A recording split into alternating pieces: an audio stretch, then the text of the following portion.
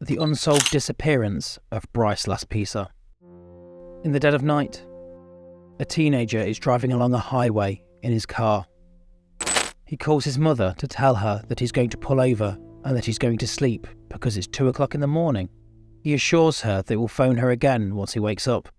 However, when the sun rose on that day in August 2013, Bryce Laspisa's beige 2003 Toyota Highlander was discovered abandoned near a ravine off Lake Hughes Road. The vehicle was on its side, with the rear-view window completely smashed. Found were Bryce's cell phone, his laptop, wallet, and other belongings. The second phone call that his mother had been waiting for never came, and Bryce was never seen again. From the outside in, things had looked great for 19-year-old Bryce in the months leading up to his ultimate disappearance. He had just completed a fantastic freshman year at college, making plenty of new friends along the way, and began dating a girl named Kim. By all accounts, he was just a normal student who was enjoying working on his degree in graphic and industrial design and was optimistic and enthusiastic about the future. Following finishing his freshman year, he spent the summer with his parents before returning to college for his sophomore year with a couple of weeks left of break.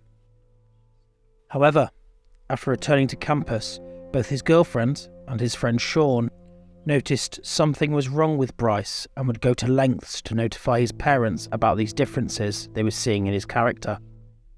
Where Bryce had once been outgoing and full of energy, he had now become withdrawn and more introverted. Those around him would say he would not sleep for up to 2 to 3 days at a time, and that he was behaving strangely. A couple of hours after his friend Sean had called Bryce's mother, she received a call from her son himself. He says that he's at Kim's place, which is an hour and a half north of Bryce's apartment. He had called because he was upset with Kim. She was holding the keys from him and wouldn't let him leave her house. He says that they were just arguing because he had broken up with her the night before. Later that night, at 1 o'clock in the morning, he calls his mum again to check in. His mum assumed that he was back at his apartment. However, when authorities checked the location of the phone call later on, it was found that he had been an hour south of his address at the time of the phone call. By the time the morning comes around, Bryce's parents get a ring from their insurance company. There was a call from roadside assistance to Bryce's car, which was listed on their policy. When his mother rings, Bryce doesn't answer. In a panic, they check their credit card, which is shared with Bryce, and find there was a charge to a tyre store 3 hours away from their house. They managed to get hold of Christian, a guy who helped bring gas to Bryce's vehicle. Upon Karen asking, Christian goes and checks up on Bryce at the location where his car was, and is dumbfounded to see him still sitting there in his car. Putting his mother on the phone, Bryce doesn't say much and states nothing's going on. She tells him to come home, and he agrees. That evening, when the sun begins to set with no sign of Bryce, his mother sends out a missing persons report. Responding officers managed to track down his car just 8 or so miles out from where he was parked earlier, saying that he had no gas. The missing teenager is completely sober and says that he was just blowing off steam. He's reluctant to phone his parents, but when he does get a hold of them again, he tells them that he'll come home, and that's enough to get the police to leave him alone, and as he was. 2 o'clock that same evening, Bryce calls his mother and tells her he is pulling over as he's too tired to keep driving home. It was at this point that Bryce was never heard from or seen again. Searches of the surrounding area quickly brought more questions than they did answers. For one, there was a camera taking photos of license plates of cars going up the hill while Bryce drove. There's a picture of Bryce's car driving up the hill at 2:15 a.m, mere moments after he told his mum that he was pulling over and going to sleep.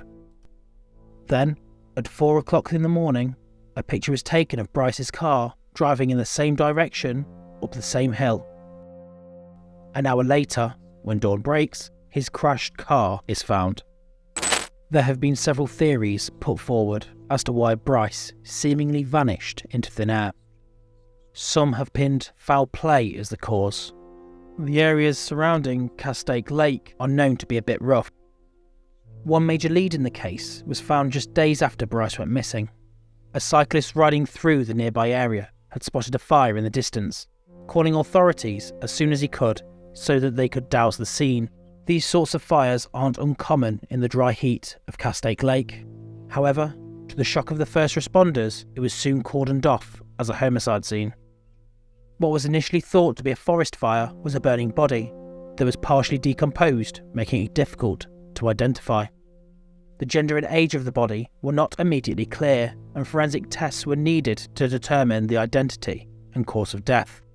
Shockingly, it was found the man had been shot multiple times in the torso in Hawthorne before his body was dumped in the Castaic area and set alight.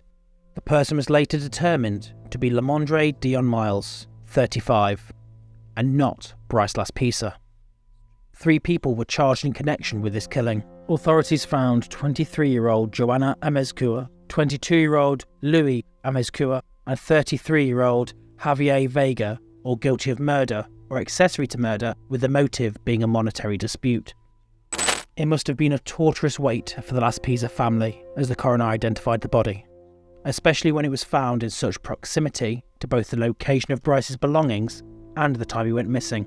However, after doing significant research into Bryce's case, we can only speculate what happened on that fateful day in 2013. I myself am leaning towards a theory that involves the drug he was taking at the time. Vivonase is a prescription drug that is given to patients with ADHD, and it is known, with supporting accounts from his girlfriend at the time, that Bryce was using Vivonase as a study drug when studying for tough exams. Using this medication incorrectly and in excess has been shown to cause psychotic episodes or exacerbate depressive symptoms in some people.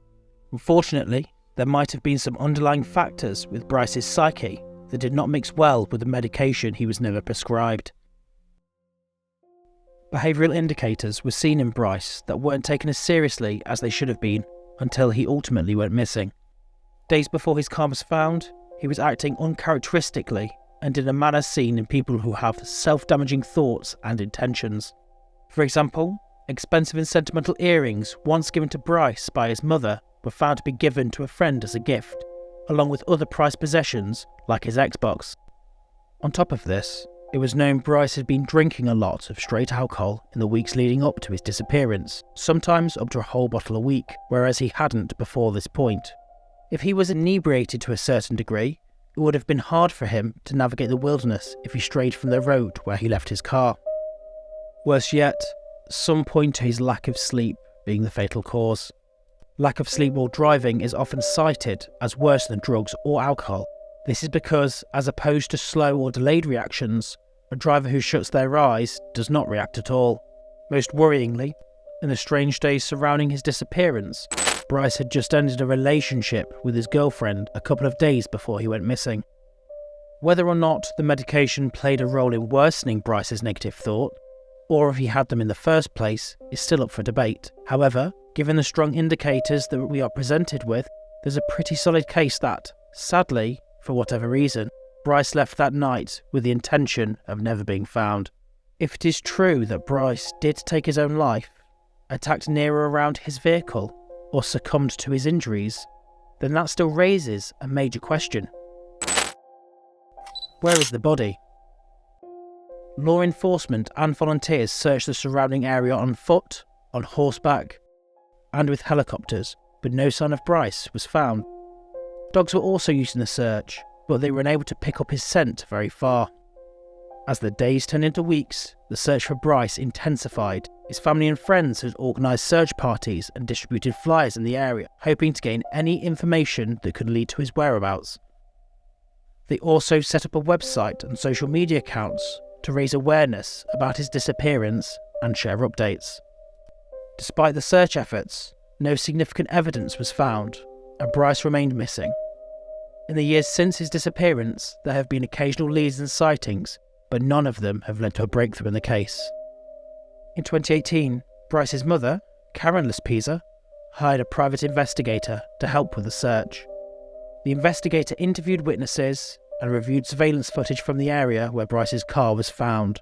However, no new information was uncovered. As of today, Bryce's parents, Karen and Michael, are still searching for their son and believe he could be out there.